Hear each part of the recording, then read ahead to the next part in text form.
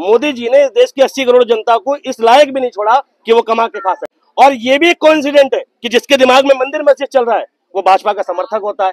ये भी कोइंसिडेंट है, वो डायरेक्टली इनडायरेक्टली भाजपा की किसी ना किसी विंग से जुड़ा हुआ होता है। यह देश की मीडिया देख नहीं पा रही, सारे भ्रष्टाचारी एक ही मंच पे है और उस मंच का नाम है भारतीय जनता पार्टी। पहले तो मैं जानना चाहता हूँ मनोज तिवारी जी से, 14,000 करोड़ में कितनी जीरो होती है वो ये बता दे। रेंका के पापा हंसेंगे नहीं, हंसने का स्टाइल बदल देंगे। वो कहेंगे कुछ तो गलती रही होगी, यूं ही लोग बेवफा नहीं होती, ये उनकी लाइन होगी हारने के बाद। जब कोरोना आया था भाई हॉस्पिटल खुला था, ठीक है, और बाकी सारी राशन की दुकानें खुली थी, बाकी सारी चीजें बंद थी, और जो सबसे पहली चीज खोली मोदी जी ने ठेका। सवाल कौन पूछेगा भाई, उस टाइम पर देश को क्या चाहिए था? दारू। मोदी जी ने जो खोली थी पहले वो क्या चाहिए थी? दारू। मोदी जी का कॉन्फिडेंस देखो, एक बार एक भाषण में वो हिंदू मुस्लिम का बयान देते हैं, दूसरे में इंटरव्यू में कहते हैं मैं कभी हिंदू मुस्लिम करता ही नहीं, कर रहा हूं तो मुझे सामाजिक जीवन में रहने का अधिकार नहीं है। तो मोदी जी सच में नहीं है तुम्हें सामाजिक जीवन में रहने का अधिकार? मंगलसूत्र वाला बयान, मुसलमान के बच्चों को ज्यादा बच्चे पैदा करने वाला बयान मोदी जी आपने ही दिया था। मोदी जी के अंदर इतना कॉन्फिडेंस बचा ही नहीं कि किसी भी इंटरव्यू में वो कह रहे हो कि 400 पार आएगी सीट। चुनाव से पहले भले ही बीजेपी ने कहा हो, पोस्टर लगाए हो, लेकिन अब वो 400 पार का नारा हवा हो चुका है, वो दोनों में उड़ चुका कहीं ना कहीं। बताइए, मनोज तिवारी कह रहे हैं उत्तर पूर्वी दिल्ली में टुकड़े टुकड़े हो जाएंगे अगर कन्हैया कुमार आ गए तो, और मनोज तिवारी जी जोड़ देंगे। मनोज तिवारी जी ग्लूकोन है यहाँ की या फेविकोल है, क्या है? ठीक है, कह रहे टुकड़े टुकड़े हो जाएंगे। एक बात बताओ, अगर टुकड़े टुकड़े होने का इतना ही डर था तो आपने चार्जशीट दायर क्यों नहीं की? कन्हैया कुमार को जेल क्यों नहीं भेजा? वो इलेक्शन कैसे लड़ पा रहे हैं अगर वो गलत थे तो? और टुकड़े टुकड़े क्या होता है? जब देश में अलग अलग संप्रदाय के लोग रहे और तुम उनके बीच में विभेद पैदा कर दो, बहुसंख्यकवाद पैदा कर दो, जातीय एथनिक पैदा कर दो, ये टुकड़े टुकड़े होता है। वरना इनके भाजपा से पहले देश में हिंदू मुसलमान था क्या? देश में बहुसंख्यकवाद था क्या? अभी कहीं भी चले जाओ, किसी भी चौराहे पे एक न एक आदमी ऐसा निकल ही जाता है जिसके दिमाग में मंदिर मस्जिद चलता है। और ये भी एक कोइंसिडेंट है कि जिसके दिमाग में मंदिर मस्जिद चल रहा है वो भाजपा का समर्थक होता है। ये भी कोइंसिडेंट है, वो डायरेक्टली इनडायरेक्टली भाजपा की किसी ना किसी विंग से जुड़ा हुआ होता है। इस देश का जो आम आदमी है उसको इन मुद्दों से कोई लेना देना नहीं है। देश के बेसिक मुद्दे हैं रोटी, कपड़ा, शिक्षा, स्वास्थ्य, रोजगार।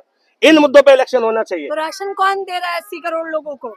मोदी जी दे रहे हैं। मोदी जी ने इस देश की 80 करोड़ जनता को इस लायक भी नहीं छोड़ा कि वो कमा के खा सके। 5 साल और दे देंगे। और बताइए, ये बिल्कुल निर्णय दिया उन्होंने कि हम आगे के 5 साल भी ऐसा रखेंगे कि तुम कमा के नहीं खा सको। तो हमारे सारे भ्रष्टाचारी एक ही पार्टी में आगे इकट्ठा हो गए, हमने गठबंधन बना लिया।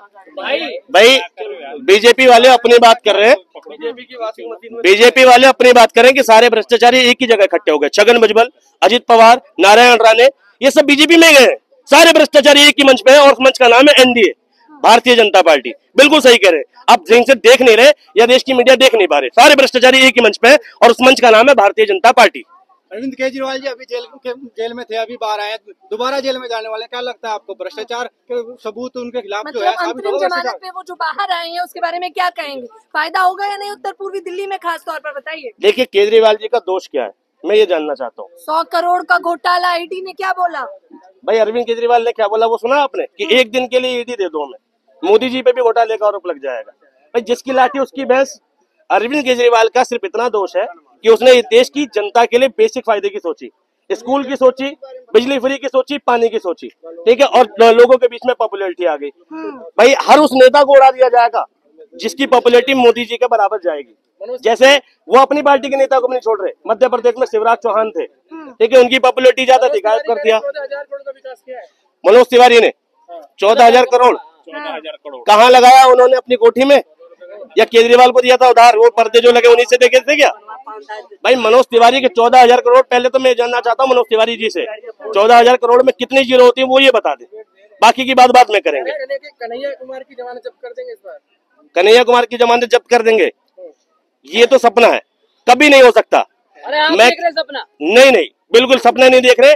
कन्हैया कुमार जी के सामने अगर 1 to 1 डिबेट हो जाए और मनोज तिवारी एक भी सवाल का जवाब दे दे तो मेरा वोट मनोज तिवारी को। मनोज तिवारी ठीक है, 40 दिन के मेहमान है कन्हैया, सिर्फ 40 दिन के मेहमान है, बस 40। फिर उसके बाद दौरे पे आए हैं। हाँ, तो देखो भाजपा वाले देखो धमकी पे भी उतर आए। 40 दिन के मेहमान यानी आतंकवादी हमला करवाएंगे उन पर, या बीजेपी के गुंडों से हमला करवाएंगे, यही तो मतलब है। कह रहे दौरे पे आए हैं, जनता पसंद नहीं करेगी। भाई जनता क्यों नहीं पसंद करेगी, जनता कर रही है पसंद।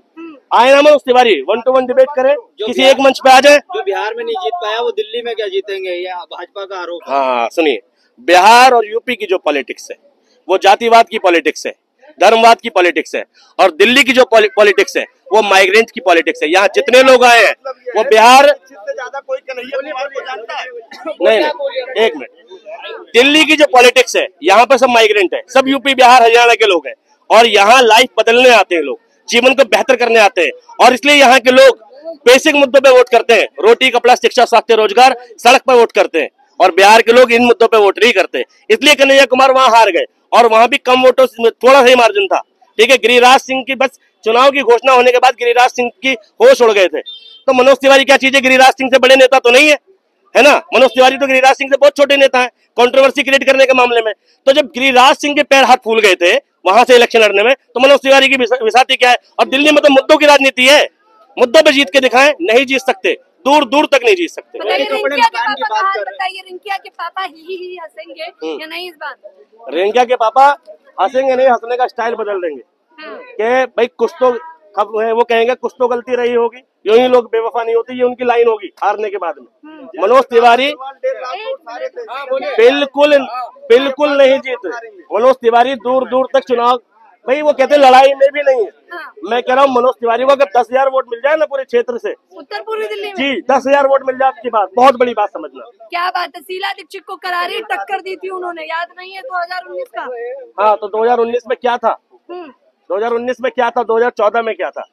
14 में एक विकास पुरुष आए थे, झूठे झूठे वादे सपने दिखाए थे, लोगों को गुमराह किया था, जीत गए थे, और 2019 में उन्होंने उस कंट्रोवर्सी को हिंदू मुस्लिम बना दिया।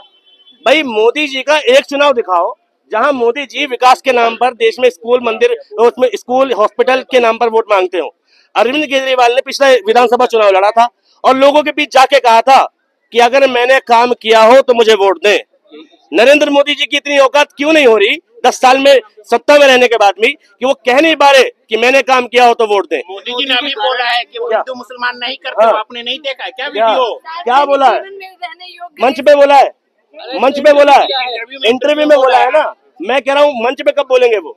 इंटरव्यू में तो बहुत अच्छी बात कहते हैं, क्योंकि इंटरव्यू में भैया वो पहले से फिक्स होता है, भाई मुसलमानों के प्रति अच्छी इमेज बनाने की कोशिश करे। हालांकि उन्होंने कुछ किया नहीं देश में अल्पसंख्यकों के लिए, देश में अम्बेडकरवादियों के लिए कुछ नहीं किया, एससी कोटे के लिए कुछ नहीं किया। हमेशा क्या क्या आरक्षण के नाम पे लड़ा रहे, लोगों को जातिवाद पे लड़ा रहे, हिंदू मुस्लिम लड़ा रहे, लेकिन इंटरव्यू में ऐसा चेहरा रिप्रेजेंट करते हैं जैसे कितने अच्छे हो।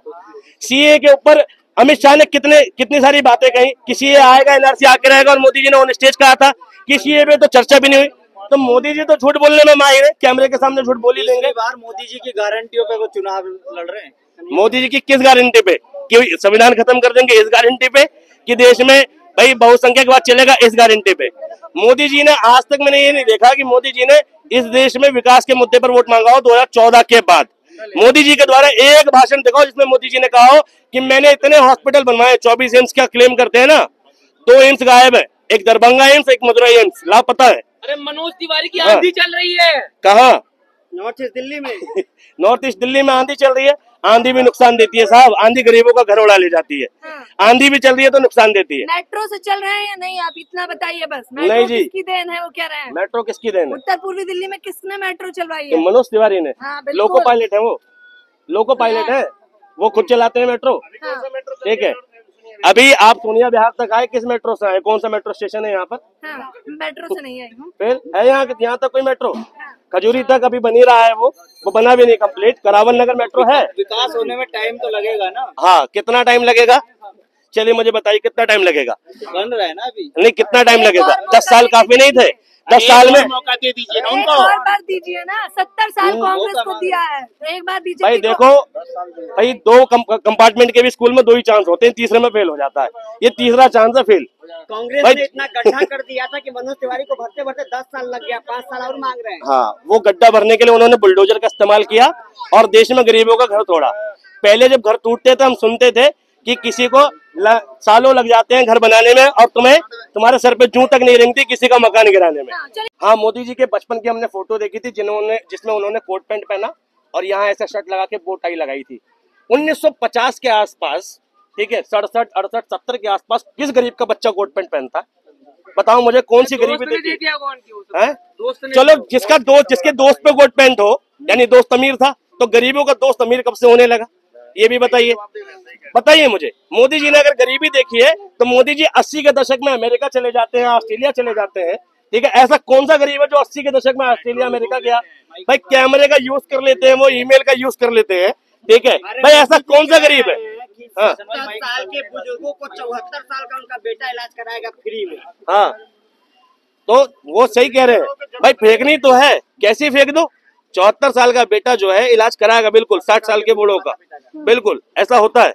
मोदी है तो मुमकिन है, कुछ भी मुमकिन है। ऑक्सीजन नहीं है तो हवा से छीन के लाएंगे, वो हवा में जैसे नाले से गैस निकाली थी ना, मोदी जी हवा में पाइप छोड़ देंगे। और क्या है? कन्हैया कुमार तो एक ऐसे प्रत्याशी हैं, जब से उनका पता चला है नाम, उन्हीं की पार्टी उनका विरोध करने लगी। अरविंदर सिंह लवली देख लीजिए, वो कांग्रेस से प्रभावित थे या बीजेपी से, ये बताओ। अब तो चले गए हैं बीजेपी में, फिर लेकिन तभी क्या कह रहे थे वो कि बाहरी प्रत्याशी क्यों ये उतार दिया? जो लोग विरोध कर रहे हैं, कांग्रेस के असली दुश्मन यही थे। हाँ। आज भी देश में बीजेपी राज नहीं कर रही, सही मायने में देखोगे तो कांग्रेस ही राज कर रही है। किसी बीजेपी ने सपना देखा था कांग्रेस मुक्त भारत, और वो बीजेपी कांग्रेस युक्त बीजेपी है। अगर आज कांग्रेस के पुराने नेता बीजेपी से इस्तीफा देने पे आ जाएं, तो बीजेपी में भाई बीजेपी सरकार में नहीं रहेगी, ठीक है। बीजेपी अल्पमत में आ जाएगी और मोदी जी प्रधानमंत्री नहीं रहेंगे। जितने कांग्रेस के नेता आज बीजेपी में, उतने किसी पार्टी में नहीं है। तो अरविंदर सिंह लवली कौन है भाई? मौका परस्त है, उन्होंने देखा। मौका देना चाहिए था भाई, उत्तर पूर्वी दिल्ली में दिया तो उत्तर भाई, पूर्वी इतने साल से दिल्ली के प्रदेश अध्यक्ष, पूरी दिल्ली की कमान थी उनके हाथ में, सारा मौका ही मौका था उनके हाथ में। और भाई हालात देखकर अगर तुम पार्टी बदल रहे हो तो तुम पार्टी के प्रति लॉयल नहीं हो। भाई घर का मेंबर, अगर घर में किसी मेंबर पे तकलीफ आ जाए और घर का फैमिली का मुखिया उस परिवार उसको कहता है तू भाग यहाँ से, तो क्या उसने मुखिया होने की जिम्मेदारी निभाई?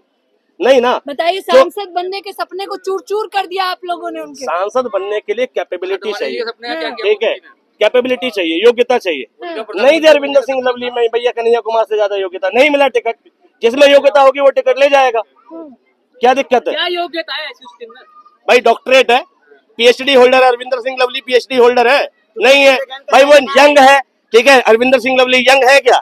नहीं ना भाई। कन्हैया कुमार बेसिक मुद्दे पर जैसे भाषण दे पाते हैं, अरविंदर सिंह लवली दे पाते हैं क्या?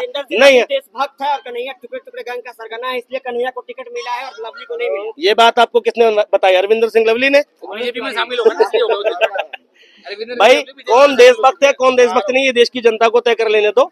और भैया इलेक्शन आ रहा है, वोट में पता चल ही जाएगा कि कौन देशभक्त है कौन देशद्रोही। जिस उम्र में दूध पिलाए थे अरविंद केजरीवाल, जिस उम्र में दारू पिला रहे हैं बच्चों को, एक के साथ एक फ्री स्कीम ला रहे हैं, क्या लगता है आपको? ठीक है, गए तो आप भी होगे लेने, लोगों ने थी दारू लेने गए तो आप भी होगे, एक पैक फ्री। तो दूध सस्ता करने चाहिए, दूध एक के साथ एक फ्री करना चाहिए था। हाँ। वो दारू कर रहे हैं। चलिए मैं एक सवाल पूछता हूँ भाई, अरविंद केजरीवाल ने दारू एक पैक फ्री कर दी, तमाम मीडिया ने दिखाया। जब कोरोना आया था भाई, हॉस्पिटल खुला था, ठीक है, और बाकी सारी राशन की दुकानें खुली थी, बाकी सारी चीजें बंद थी, और जो सबसे पहली चीज खोली मोदी जी ने, ठेका। सवाल कौन पूछेगा भाई? उस टाइम पर देश को क्या चाहिए था? दारू। मोदी जी ने जो खोली थी पहले, वो क्या चाहिए थी? दारू। देश दारू मांग रहा था कि भाई हम कोरोना से परेशान है, मोदी जी दारू खुलवाओ, ऐसा था क्या? देश की अर्थव्यवस्था भी तो चलानी थी ना दारू से। मोदी जी दारू से अर्थव्यवस्था चलाने वाले थे। चलिए मुद्दे पे आइए, मुद्दे पे आइए।